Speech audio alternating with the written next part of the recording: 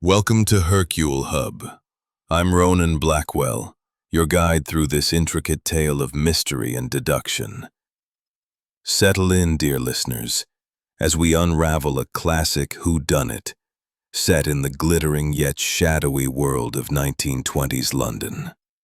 Tonight, we present Murder at Solmere Theatre, a Hercule Poirot mystery crafted in the timeless style of Agatha Christie. Before we begin, tell me in the comments, where are you listening from? Now, let's dim the lights and step into the drama. Chapter 1. Introduction and Setup. London, 1927. The Solmere Theatre, a jewel of the West End, stands resplendent under the autumn fog, its marquee aglow with the promise of a grand premiere. The Crimson Veil, a new play by the enigmatic Victor Hargrove, has drawn London's elite to its velvet-lined seats. The theatre's interior, gilded chandeliers casting a warm glow, crimson curtains heavy with elegance, and polished mahogany banisters reflecting the anticipation, pulses with the excitement of the evening. Yet, beneath the glamour, a current of unease ripples through the air, as if the theater itself holds its breath. Hercule Poirot, the diminutive Belgian detective with his impeccable mustache and unmatched intellect, adjusts his pristine cuffs as he steps into the Solmere's grand foyer. Invited by his friend, Sir Reginald Ashford, the theater's wealthy patron, Poirot has come to witness the debut of the Crimson Veil. His sharp eyes, ever alert, catch the fleeting glances and whispered asides among the gathering crowd. The theater is a stage not only for the play, but for the human dramas unfolding in its shadows. Sir Reginald, a tall man of 50 with a charming smile and a gambler's glint in his eye, greets Poirot warmly. "My dear Poirot, you honor us with your presence," he says, guiding the detective to a private box overlooking the stage. "This play will be the talk of London, mark my words." But as they ascend the staircase, Sir Reginald's voice lowers. "I must warn you, mon ami." Wit. Her reputation for romantic entanglements precedes her, and Poirot catches her exchanging a heated glance with Hargrove. Is it passion or resentment? Leonard Baxter, 38, the director. A perfectionist with a volatile temper, Baxter paces the foyer, barking orders at stagehands. His public feud with Hargrove over the play's script is no secret. Baxter believes his vision superior. Poirot observes the man's clenched fists, a sign of barely contained frustration. Clara Milford, 27, the ingenue. Young and ambitious, Clara's delicate features mask a cunning ambition. She hovers near Eleanor, her eyes gleaming with envy as she vies for the spotlight. Poirot notes her calculated smiles, as if she's playing a role off stage as well. Margaret Poole, 55, the stage manager. A formidable woman with a no-nonsense demeanor, Margaret oversees the theater with an iron grip. She knows every secret backstage, from illicit affairs to petty thefts. Her stern gaze meets Poirot's, and he senses she guards more than the props. Dr. Simon Fairchild, 40, a guest and local physician. Reserved and unassuming, Fairchild blends into the crowd, yet his presence intrigues Poirot. A whispered conversation with Hargrove in a corner of the foyer suggests a deeper connection. Why is a doctor so invested in a theatrical premiere? As the audience settles, the house lights dim, and the orchestra strikes up a haunting overture. Poirot takes his seat in the private box, his mind already cataloging the evening's subtleties. The play begins, and the Crimson Veil unfolds, a tale of betrayal, revenge, and hidden truths. The plot mirrors the tensions Poirot senses among the cast. A nobleman betrayed by his lover, a scheming rival, a shadowy figure pulling strings. The parallels are uncanny, and Poirot wonders if Hargrove has woven real secrets into his fiction. On stage, Eleanor delivers her lines with captivating intensity, her voice carrying the weight of a woman scorned. Clara, in a supporting role, shines with a calculated innocence could turn dangerous. Poirot nods, his mind mapping the web of motives. "And you, mon ami?" he asks lightly. Sir Reginald laughs, but it's strained. "Oh, I owe Hargrove a few pounds, nothing more. Debts of a gentleman, you know." Poirot's smile is polite, but his eyes narrow. The act ends, and the audience erupts in applause. The lights rise for the interval, and patrons spill into the foyer for champagne and gossip. Poirot remains in his box, observing. He sees Clara slip into a backstage corridor, her expression furtive. Baxter argues with the stagehand near the prop room, his voice sharp. Margaret checks her watch, her movements brisk. Dr. Fairchild lingers near the bar, his gaze fixed on Hargrove, who is surrounded by admirers, but looks distracted. Poirot descends to the foyer, his cane tapping softly. He overhears snippets of conversation, a critic praising Eleanor's performance, a patron whispering about Hargrove's shady connections, a stagehand muttering about a locked prop room. The detective's mind hums with possibilities. The theater, with its hidden passages and trapdoors, is a perfect stage for deception. Is the calamity Sir Reginald mentioned a mere rumor, or does it foreshadow a crime? As the bell signals the end of the interval, Poirot returns to his box, his little gray cells alight. The curtain is about to rise on the second act, but he senses the real drama is yet to unfold. The Solmere Theatre, with its glittering facade and shadowed corners, holds secrets that only Hercule Poirot can unravel. Chapter 2. The Crime Discovered. The interval at the Solmere Theatre ends and the audience filters back to their seats, their chatter fading as the house lights dim. The orchestra hums a suspenseful note, and the crimson curtains part for the second act of The Crimson Veil. Hercule Poirot, seated in Sir Reginald Ashford's private box, adjusts his spectacles, his sharp eyes scanning the stage. The play resumes, but within moments, a piercing scream shatters the illusion. The stage freezes, and the audience happened.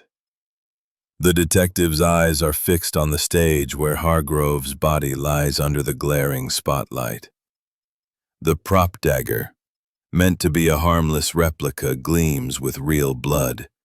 Inspector Japp, summoned from Scotland Yard, arrives swiftly, his familiar scowl softened by deference to Poirot. "Another one of your puzzles, eh, Poirot?" he says, surveying the chaotic scene. The theater is now a locked room, its exits sealed, its occupants trapped. Poirot kneels beside Hargrove's body, his gloved fingers examining the scene with surgical precision. The dagger is embedded precisely in the heart, a clean strike.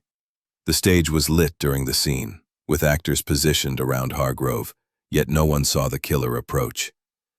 The murder occurred during a brief blackout between scenes, a mere 30 seconds when the stage was plunged into darkness.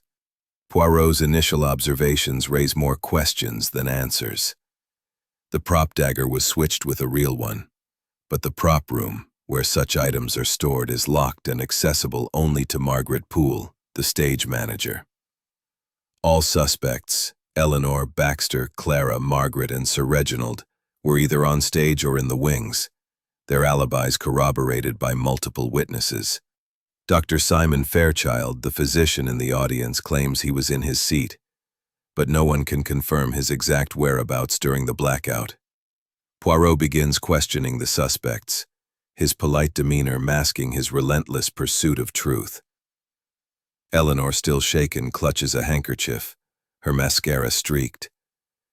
Victor he was blackmailing me, she confesses in a whisper. He knew about an affair I had years ago. He threatened to tell the papers unless I followed his script changes. Her voice trembles, but Poirot notes a flicker of defiance in her eyes. Is it grief or guilt? Leonard Baxter, pacing backstage, is less forthcoming. Hargrove was a hack, he snaps, his temper flaring. We argued over the script, yes, but I didn't kill him. I was directing from the wings, ask anyone.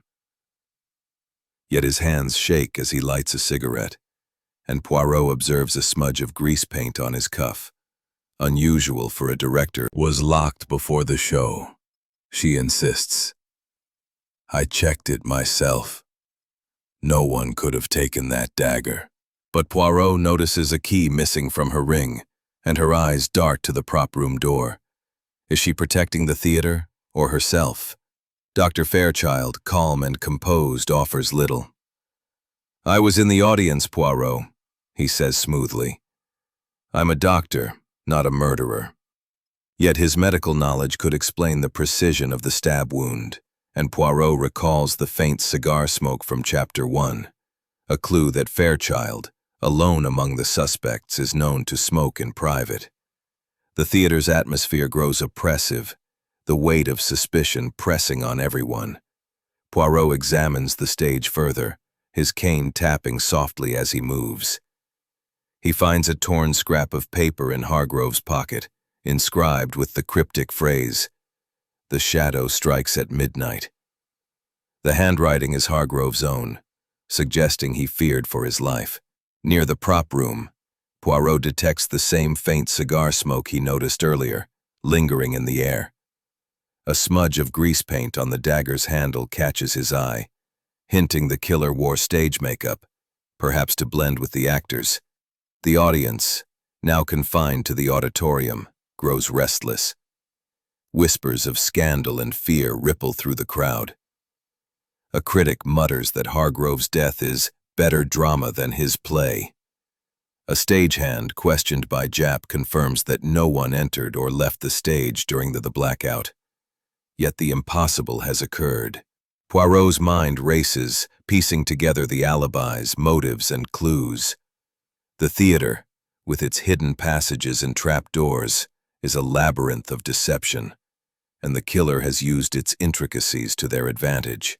As Poirot steps back, he addresses the suspects gathered backstage. Mes amis, he says, his voice soft but commanding. This is a crime of precision and cunning. The murderer is among us, hiding behind a mask of innocence. But fear not, Hercule Poirot will uncover the truth.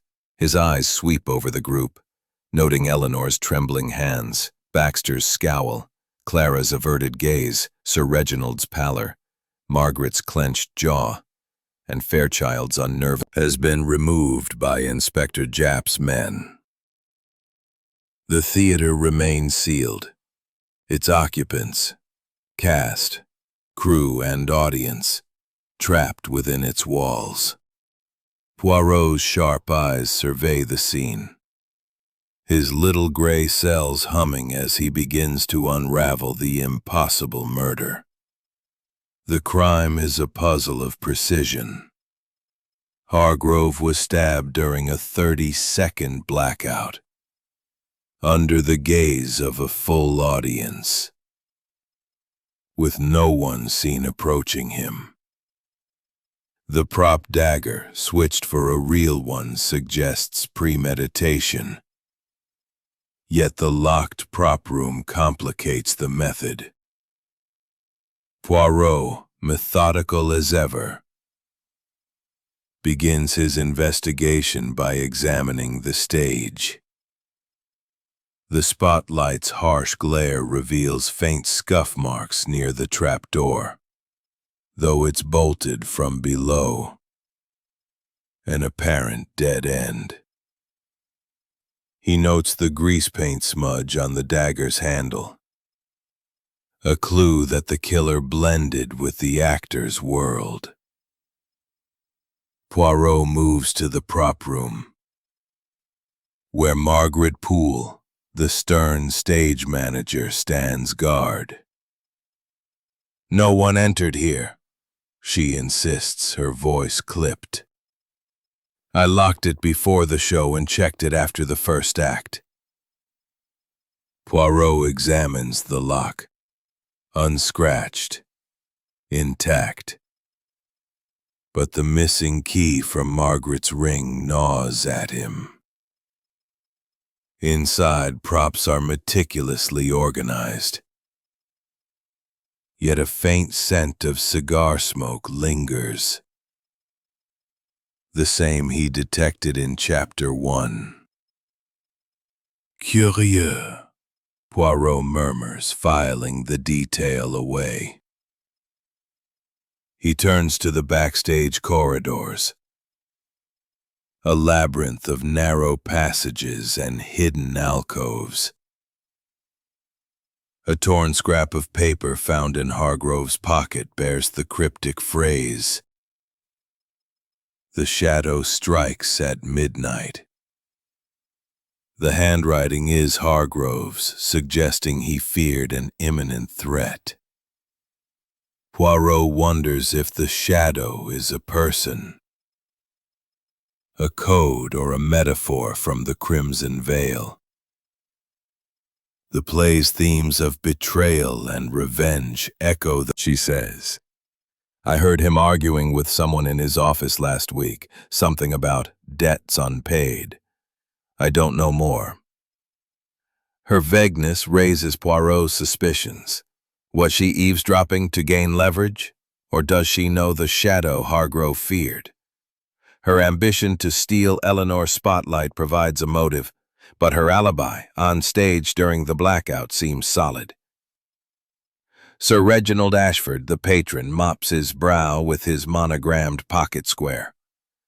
"I was in my box with you, Poirot," he says, his voice strained. "I couldn't have done it." But his gambling debts to Hargrove, admitted in Chapter 2, paint a picture of desperation. Poirot recalls Sir Reginald's fidgeting during the play, a sign of unease beyond mere nerves. "Your debts, Sir Reginald," Poirot says gently. "Were they a burden?" The man laughs nervously. "Trifle. Nothing to kill over." Margaret Poole, ever composed, repeats her claim about the prop room. "I was backstage managing cues," she says. "I saw nothing unusual."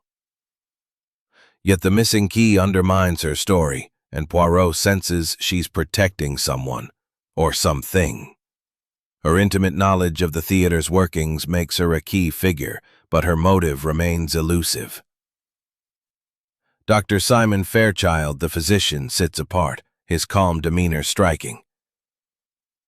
"I was in the audience, Poirot," he says, his voice even. "I had no reason to harm Victor." But his medical expertise could explain the dagger's precise strike, and the cigar smoke links him to the prop room. Poirot recalls Fairchild's whispered conversation with Hargrove in Chapter 1. "You knew Monsieur Hargrove well, no?" Poirot asks. Fairchild's smile is tight. "An acquaintance, nothing more." New clues emerge as Poirot probes deeper. In Hargrove's dressing room, he finds a hidden drawer containing letters hinting at a secret society, a shadowy group Hargrove was entangled with. One letter, unsigned, warns, "Pay what you owe, or the shadow will claim you." The phrase echoes the note in Hargrove's pocket, tightening the web of intrigue. Poirot also discovered the theater, Fairchild's mysterious connection. The theater itself is a suspect, its hidden mechanisms, trapdoors, pulleys, secret passages, offering opportunities for deception. Poirot suspects the killer exploited these, staging an impossible crime to deflect suspicion. As the investigation intensifies, the suspects grow restless. Eleanor accuses Clara of spreading rumors to undermine her. Baxter snaps at a stagehand, his frustration boiling over. Sir Reginald drinks heavily at the bar, his composure fraying. Margaret watches silently, her eyes missing nothing. Fairchild remains aloof, but Poirot catches him glancing at the stage, as if revisiting the crime. Poirot pauses, his cane tapping softly. This theater, mes amis, is a stage for truth as well as lies, he says to Jap. The killer has played their role well, but Hercule Poirot sees through the performance. The clues, grease paint, cigar smoke, cryptic notes, hidden letters, form a pattern. But the picture is incomplete. The locked room, the blackout, the switched dagger, all point to a meticulous plan. As the night deepens, Poirot knows the truth is close, hidden in the shadows of the Solmere Theatre. Chapter 4. Clues and Red Herrings. The Solmere Theatre, its opulent facade now a mask for treachery, hums with suspicion. The stage, where Victor Hargrove met his end, is cordoned off, but the echoes of the crime linger in the dusty backstage corridors and hidden alcoves. Hercule Poirot, his eyes sharp as ever, moves through the theater with methodical precision, his cane tapping softly as he sifts through clues and deceptions. The impossible murder, committed during a 30-second blackout under a full audience's gaze, demands answers, and Poirot's little gray cells are ablaze. The investigation deepens, and the theater feels increasingly claustrophobic, its walls closing in on the suspects. Poirot revisits the stage, where the grease paint smudge on the dagger's handle suggests the killer disguised themselves as part of the performance. The cryptic note in Hargrove's pocket, the shadow strikes at midnight, hints at a premeditated act, but its meaning remains a loose footprint discovered in Chapter 3. The print, small and faint, suggests a light step, perhaps a woman's, or a man moving with care. The booth's ladder leads to the chandelier's pulley system, which controls the stage lights. Poirot hypothesizes the blackout was no accident. Someone tampered with the controls to create the 30-second window for the murder. But the booth is accessible only to Margaret Poole and her crew, tightening the noose around the stage manager. A stagehand, nervous under Poirot's questioning, reports an odd detail, a misaligned spotlight that briefly flickered during the blackout, unnoticed by the audience but visible to those backstage. The spotlight's angle suggests it could have illuminated the killer's movements, yet no one reported seeing anything.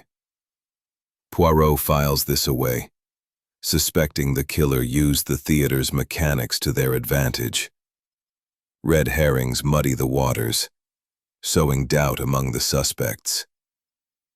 A blood-stained glove, found in the orchestra pit, sends Jap's men into a frenzy. It bears no monogram and fits none of the suspects, suggesting a planted clue. Poirot, unimpressed, notes its pristine condition. Too clean for a murder weapon's aftermath. A distraction, Inspector, he says, dismissing it as a deliberate misdirection. Clara Milford, the ingenue, accuses Eleanor Vance of stealing her role, implying Eleanor killed Hargrove to protect her status. Eleanor's tearful denial is convincing, but Poirot observes her trembling hands, wondering if fear, not guilt, drives her reaction.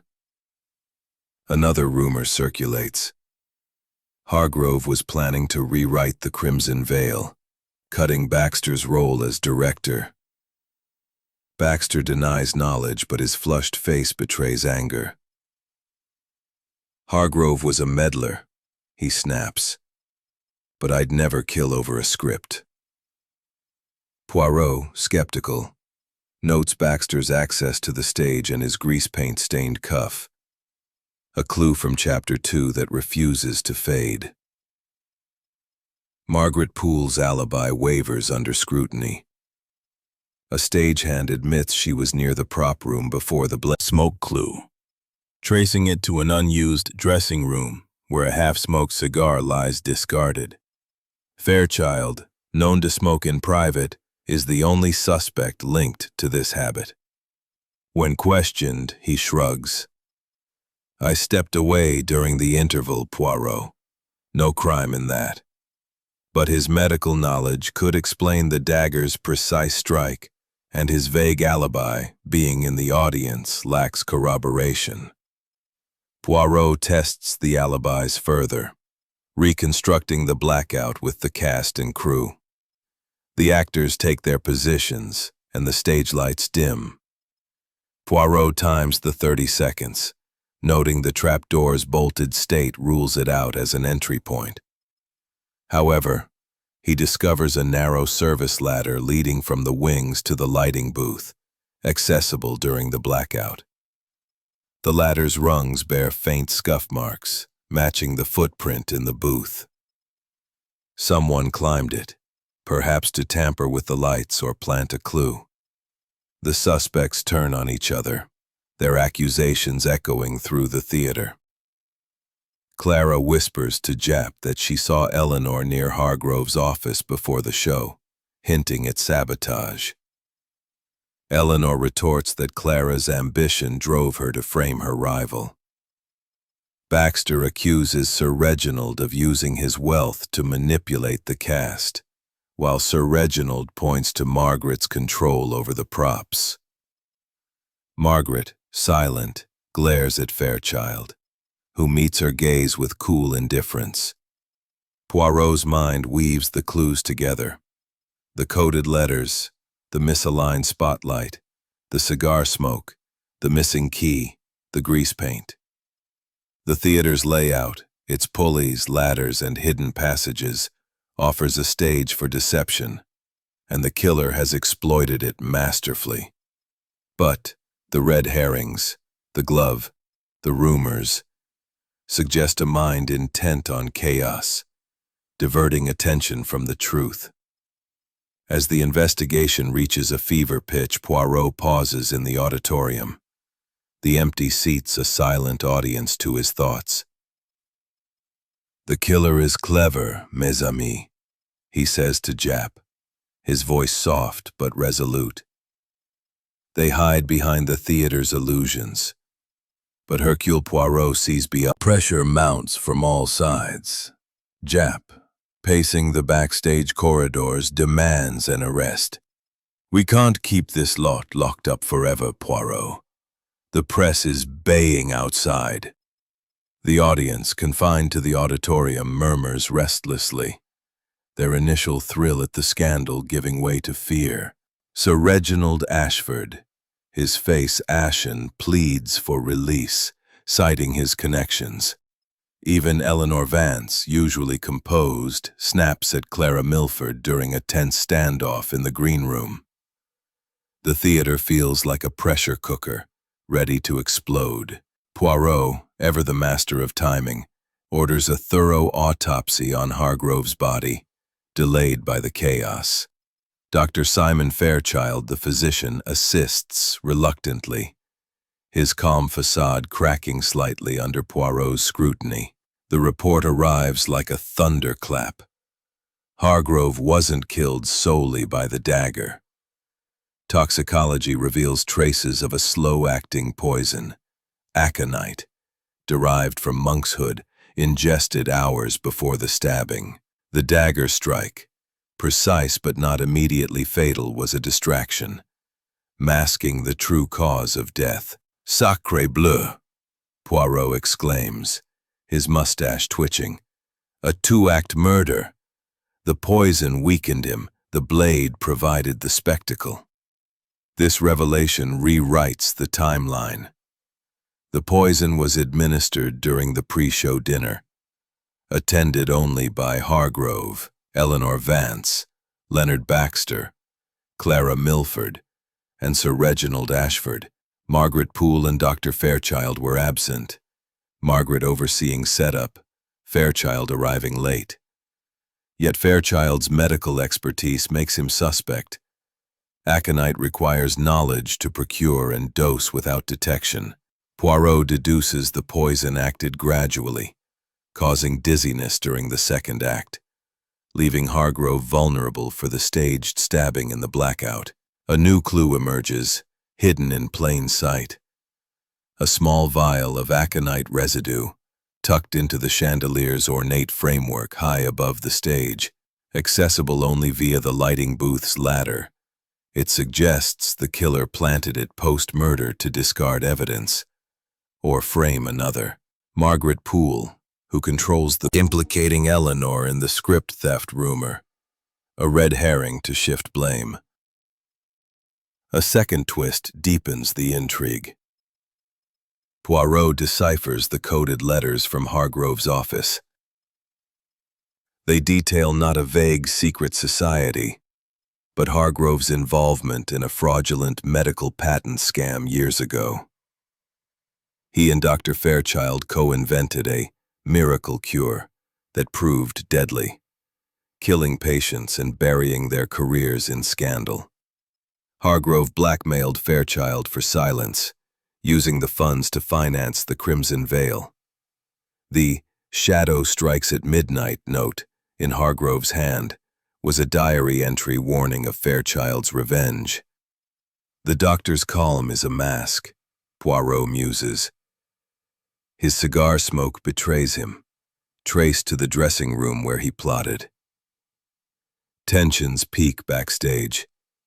Baxter lunges at Sir Reginald during an argument over debts, restrained by stagehands. Clara collapses in hysterics, her forged letter exposed, screaming, "It was self-defense against the rumors."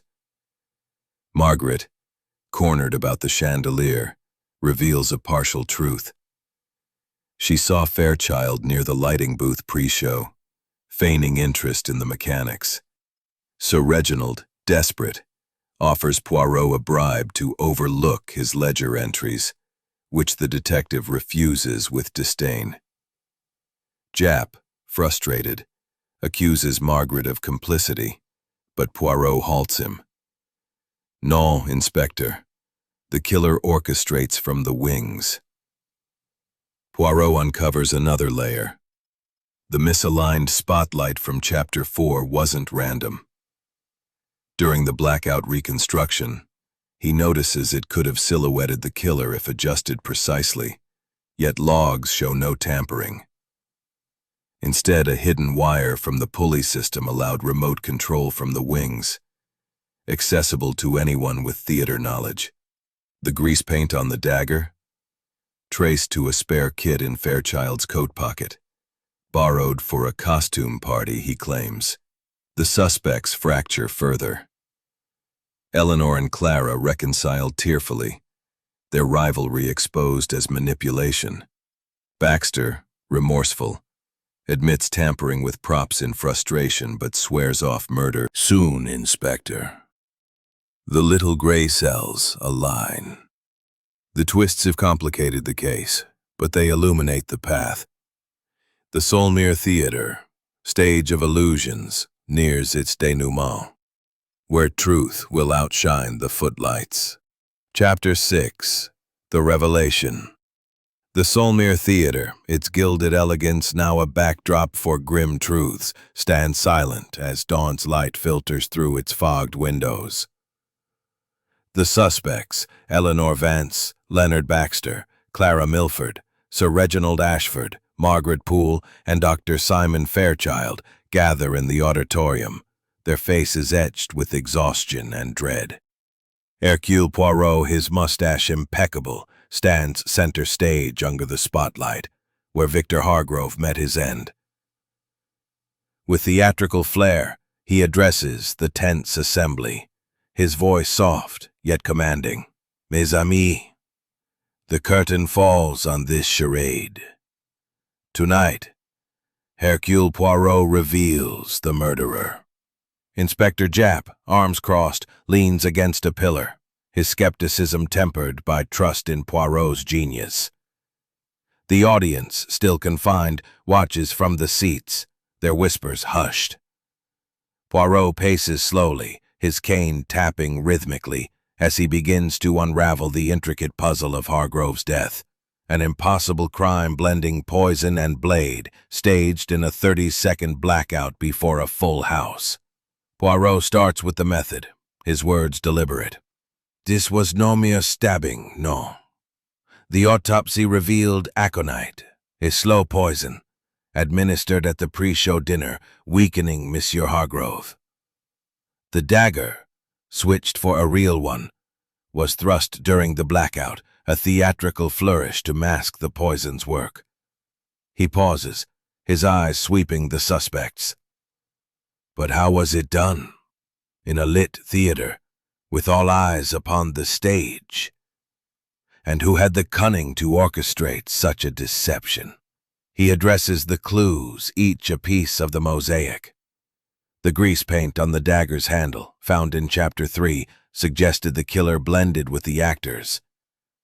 The vial of aconite residue, hidden in the chandelier in Chapter 5, pointed to the lighting booth, accessible via a service ladder. The coded letters in Hargrove's office allowed remote control of the lights from the wings. The suspects shift uneasily. Eleanor clutches her handkerchief, Baxter glares, Clara bites her lip, Sir Reginald sweats, Margaret stands rigid, and Fairchild's calm falters. Poirot raises a hand. But let us dispel the shadows, the red herrings. The blood-stained glove, too pristine, was planted to confuse.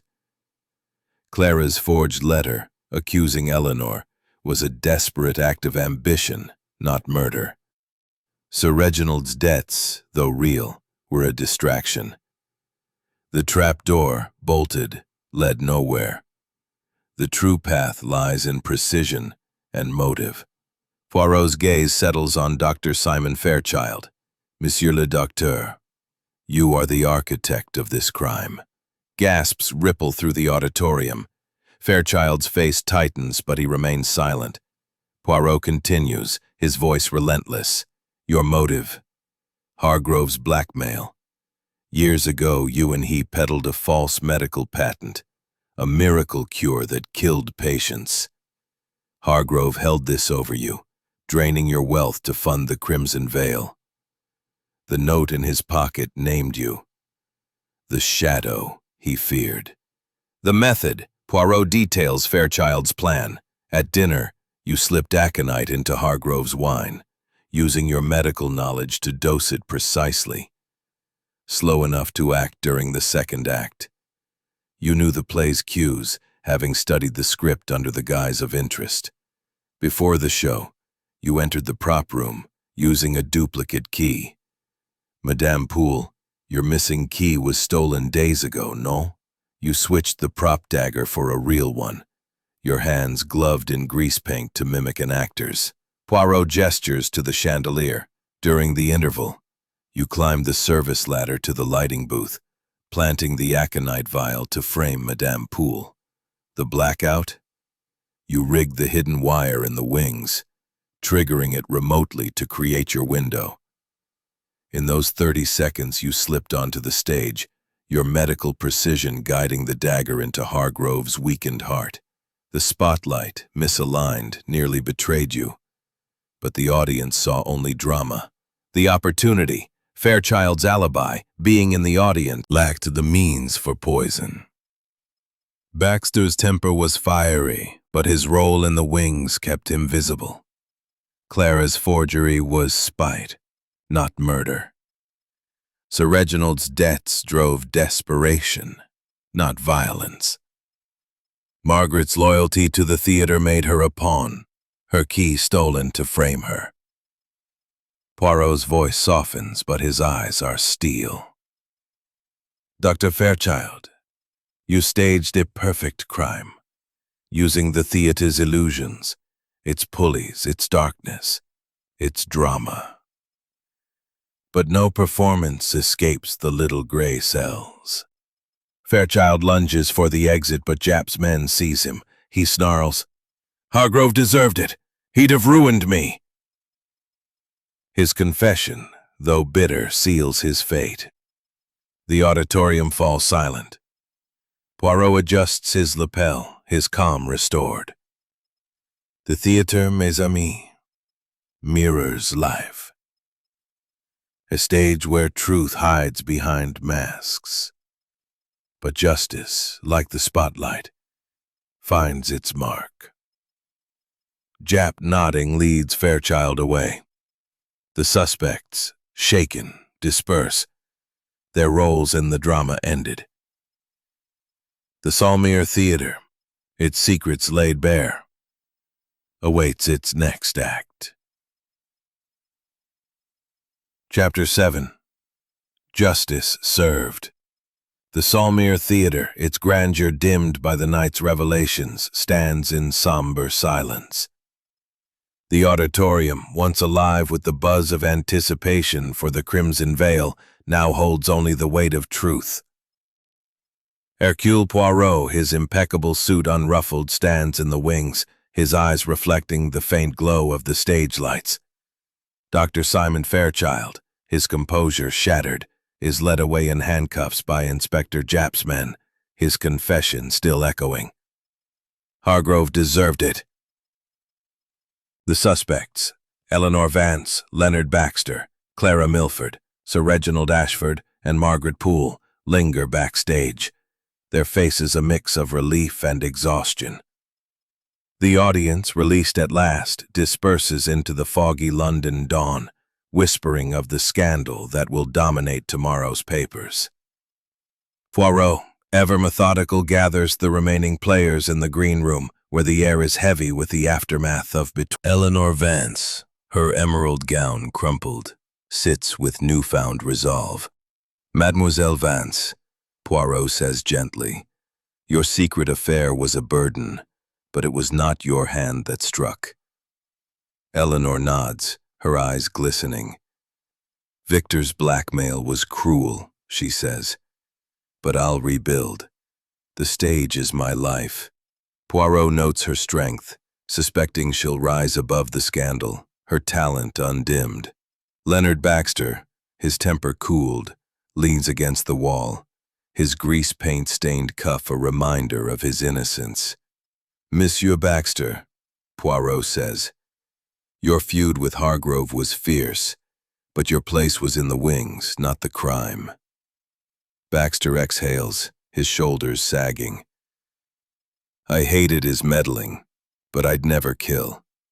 I'll direct again, better scripts, better days." Poirot smiles faintly, seeing a man chastened but unbroken.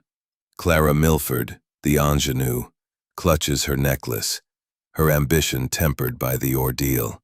"Mademoiselle Milford," Poirot says, "your forged letter was a misstep, born of envy, not malice." Clara's voice trembles. "I wanted the spotlight, not blood." "I'm sorry, Eleanor." The two women exchange a glance, their rivalry softened into mutual understanding. Poirot nods, sensing Clara's youth will learn from this mistake. Sir Reginald Ashford, his monogrammed pocket square crumpled, stands straighter, his desperation eased. "Sir Reginald," Poirot says, "your debts were a shadow, but not the shadow that struck." Ashford clears his throat. "I was a fool to trust Hargrove's schemes. I'll settle my debts honestly now."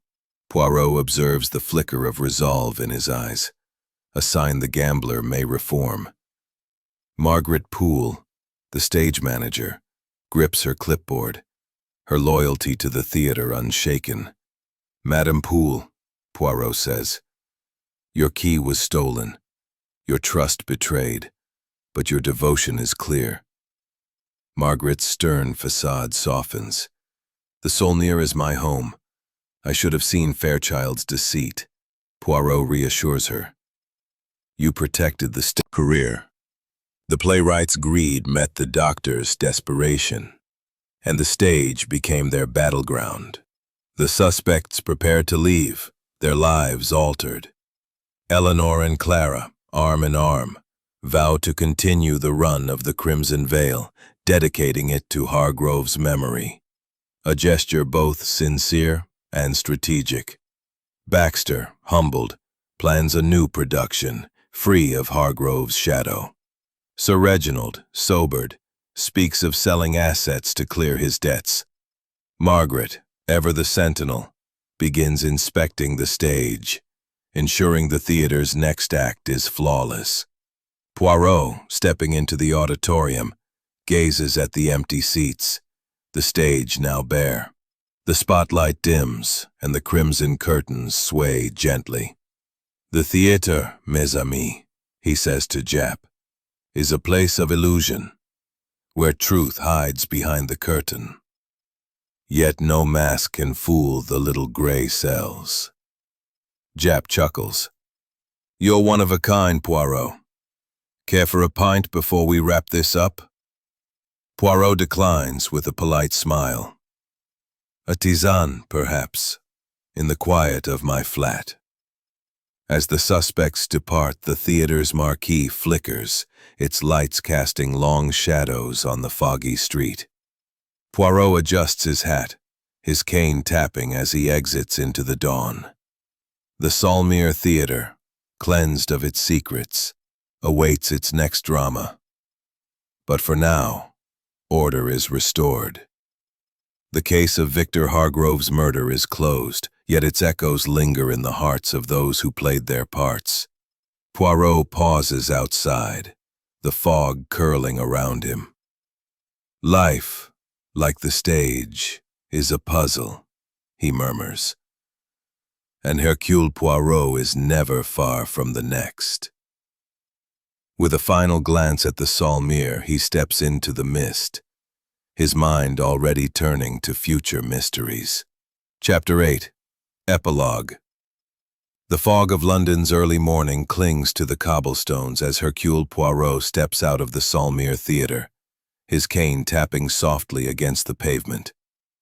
The marquee's lights flicker faintly, their glow dimmed by the dawn. Inside, the theater stands quiet, its stage cleared, arranged books, is a stark contrast to the chaotic glamour of the Solmere.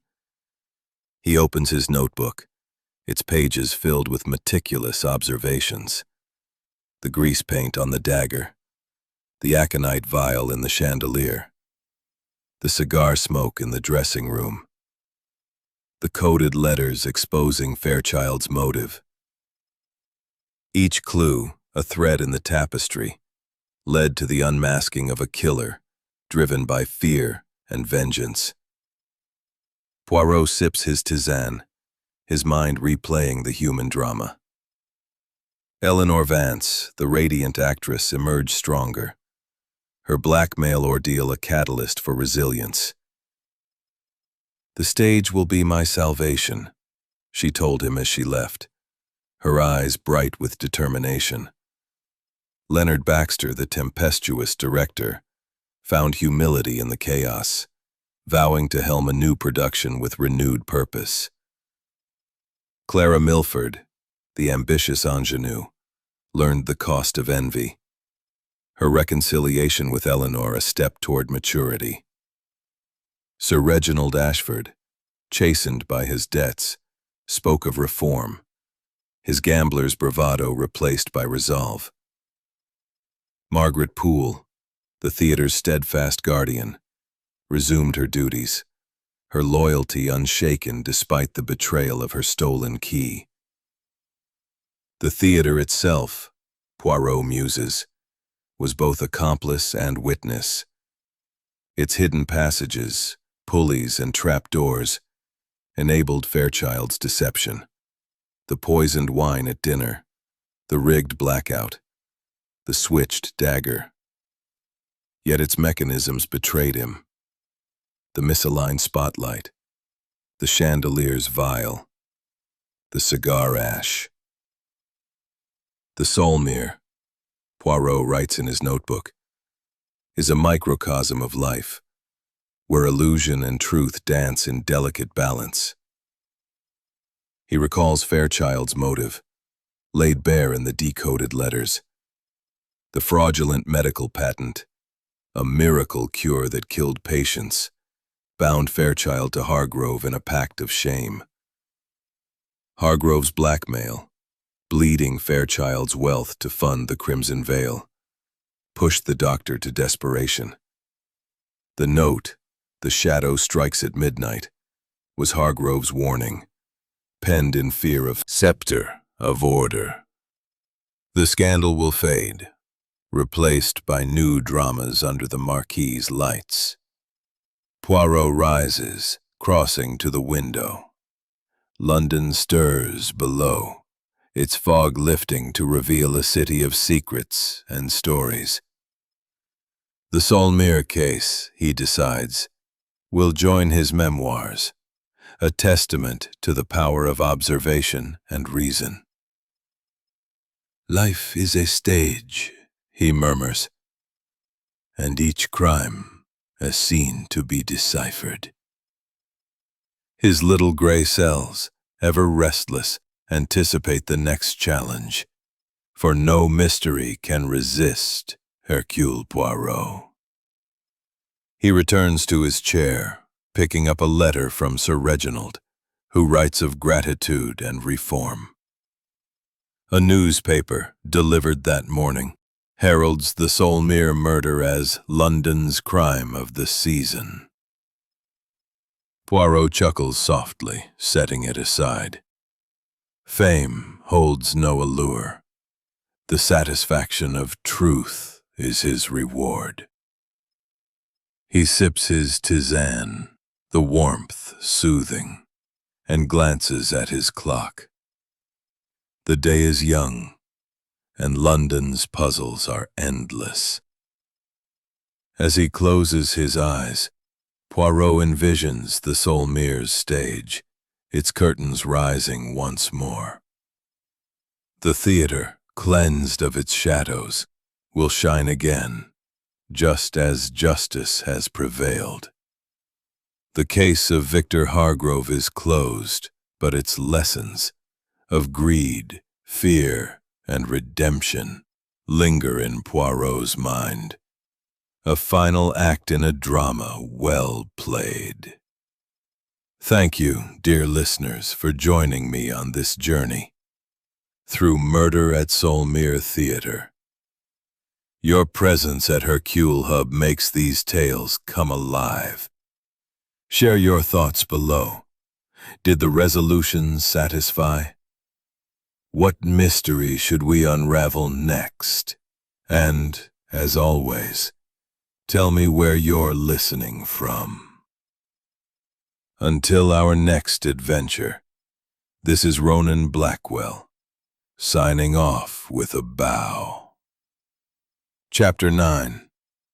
Reflections and Resolutions.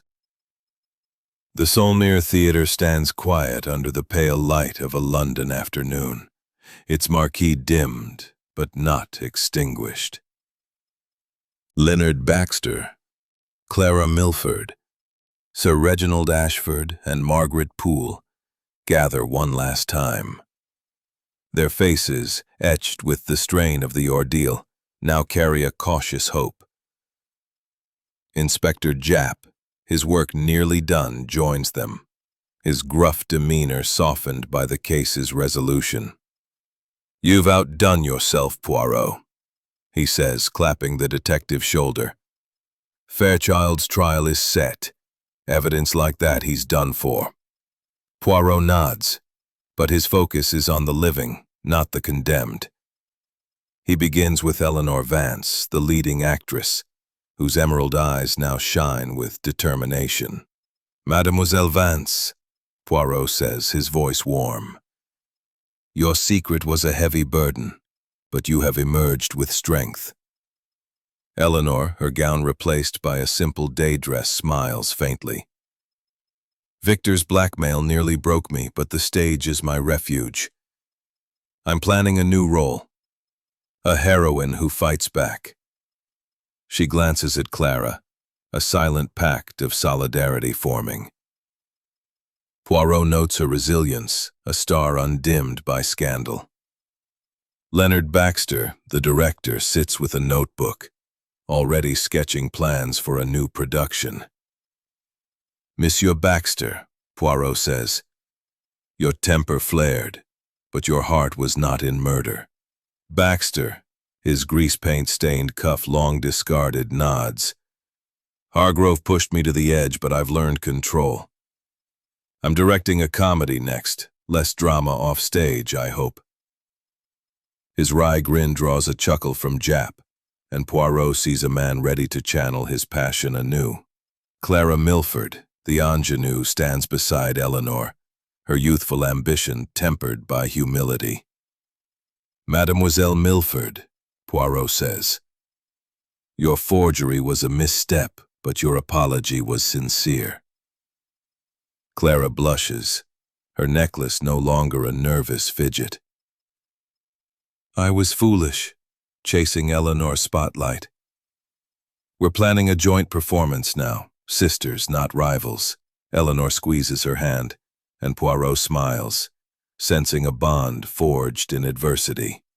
Sir Reginald Ashford, his monogrammed pocket square neatly folded, Fairchild's crime, the aconite-laced wine, the rigged blackout, the switched dagger.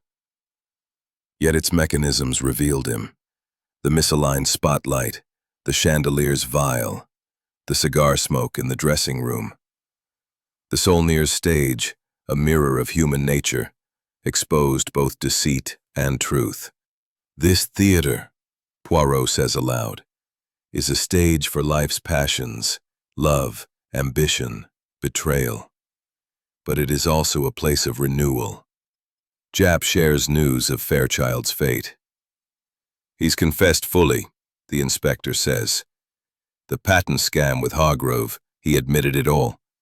Said he poisoned the wine to stop the blackmail, staged the dagger for show. The motive, rooted in a fraudulent miracle cure that killed patients, drove Fairchild to desperation. The coded letters, the shadow note, the cigar ash, all threads Poirot wove into justice. He thought he'd outsmart us," Jap adds. "Didn't count on you, Poirot." Poirot turns to the suspects, his voice reflective. "This case, mes amis, reveals the fragility of trust. Monsieur Hargrove's greed bred enemies. Monsieur Fairchild's fear bred murder. Yet you, who faced suspicion, have chosen to rebuild." He gestures to the stage beyond. "The Solmere will shine again, as will you." Eleanor and Clara plan to revive the Crimson Veil, a tribute to Hargrove's talent, if not his character. Baxter's new comedy promises laughter. Sir Reginald's reform signals hope. Margaret's vigilance ensures the theater's future. As the group disperses, Poirot lingers, his eyes tracing the auditorium's curves. The Solmere, cleansed of its secrets, is ready for its next act. He steps outside, where the afternoon sun bathes the marquee. A newsboy calls out, "Poirot solves theater murder!" But the detective ignores the clamor, his mind already drifting to his flat, where a tisane awaits. In his Mayfair sanctuary, Poirot settles with his notebook, its pages a record of the Solmere's drama. He writes, "The case of Victor Hart stands bathed in the golden glow of a London evening, its marquee newly lit with the promise of a revived performance of The Crimson Veil.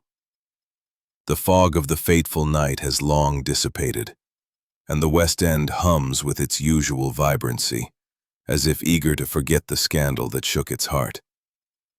Hercule Poirot, his polished shoes gleaming, pauses outside the theater, his cane resting lightly in his hand. The case of Victor Hargrove's murder, a masterful blend of aconite poison and a staged dagger strike, has been solved. Yet Poirot's mind lingers on the human stories woven into the crime. This final chapter is not of clues, but of closure, as the Solmere prepares to turn the page. Inside, the theater buzzes with cautious optimism. The auditorium, once a cage for suspects and spectators, now welcomes patrons for a memorial performance, dedicated to Hargrove's legacy. Poirot, invited by Eleanor Vance, takes a seat in Sir Reginald Ashford's private box, his sharp eyes scanning the revitalized space. The crimson curtains, heavy with history, part to reveal a stage polished to perfection. The Solmere, like its players, seeks redemption in the spotlight. Poirot's thoughts drift to the resolution of the case, its intricacies etched in his memory. Dr. Simon Fairchild, the physician whose calm facade masked a desperate heart, is now in a Scotland Yard cell, awaiting trial. His confession, driven by Hargrove's blackmail over a fraudulent medical patent, sealed his fate. The clues that led Poirot to him were as theatrical as the crime. The grease paint on the dagger, the aconite vial hidden in the chandelier, the cigar smoke in the dressing room, and the decoded letters revealing a shared scandal. The theater, Poirot muses, was both stage and witness to this tragedy. The suspects, transformed by the ordeal, have found new paths. Eleanor Vance, the leading actress, stands backstage, her emerald gown replaced by a sleek costume for her starring role. Poirot recalls her strength. Forged in the fire of Hargrove, moves through the backstage with newfound grace, her ambitions softened into collaboration. Mademoiselle Milford, Poirot had said, "Your youth is your canvas. Paint it with truth." Clara's reconciliation with Eleanor has birthed a joint performance, their sisterly roles a symbol of unity. "I was chasing shadows," Clara confessed to Poirot, her necklace no longer a nervous fidget. "Now I'm part of something real." Her smile, as she adjusts a prop, radiates hope. Sir Reginald Ashford, the patron, stands in the foyer, greeting patrons with a humility Poirot hadn't seen before. "Sir Reginald," Poirot had told him, "your debts were a chain, but you have broken free." Selling his estate to clear his financial ties to Hargrove, Ashford has embraced a simpler life. "No more gambling," he told Poirot, his monogrammed pocket square crisp with purpose. "The Solmere's my legacy now." His presence tonight, sponsoring the memorial show, signals a commitment to the theater's future. Margaret Poole, the stage manager, oversees the crew with her trademark precision, her clipboard a constant companion. "Madame Poole," Poirot had said, "your loyalty is the Solmere's backbone." The stolen key, exploited by Fairchild, no longer haunts her. She's installed new locks and tightened security. "This theater is my home," she told Poirot, her stern gaze softening. "It'll outlast us all." As she cues the orchestra, Poirot admires her resilience, a sentinel guarding the Solmere's soul. The performance begins, and the crimson veil unfolds with a poignancy absent from its doomed premiere. Eleanor's lines, once shadowed by Hargrove's blackmail, now carry a raw honesty that captivates the audience. Clara's supporting role shines, her chemistry with Eleanor electric. Baxter's direction is seamless, the misaligned spotlight of the murder night a distant memory. The play, a tale of betrayal and redemption, mirrors the real-life drama, and the audience, unaware of the full truth, applauds with fervor. "You." Poirot waves it off, his focus on the theater's revival. As the play concludes, the audience rises in a standing ovation. Eleanor and Clara take their bows, joined by Baxter, their unity a testament to healing. Sir Reginald, in the foyer, pledges funds for a new season, while Margaret ensures the curtains fall flawlessly. The Solmere Theatre, scarred but unbowed, reclaims its place as a beacon of art. Poirot steps into the cool evening, the marquee's lights casting long shadows. He declines a cab, choosing to walk through London's bustling streets, his mind at ease. The Solmere case, with its blend of illusion and truth, will join his memoirs, a reminder that no crime can outwit Hercule Poirot. "Life is a stage," he murmurs, "and each mystery a scene to be solved." Back at his flat, Poirot sips a tisane, his notebook open to a blank page. The Solmere Theatre, like London itself, will endure, its stories unfolding long after the fog clears. "The curtain falls," he writes, "but the little gray cells await the next act." With a contented sigh, he closes the book, ready for whatever puzzle the city brings next. Thank you, dear listeners, for sharing this journey through Murder at Solmere Theatre. Your presence at Hercule Hub lights up these tales. Drop your thoughts below. What will you carry from this story? What mystery should we unravel next? And as always, tell me where you're listening from. Until our next adventure, this is Ronan Blackwell, signing off with a flourish.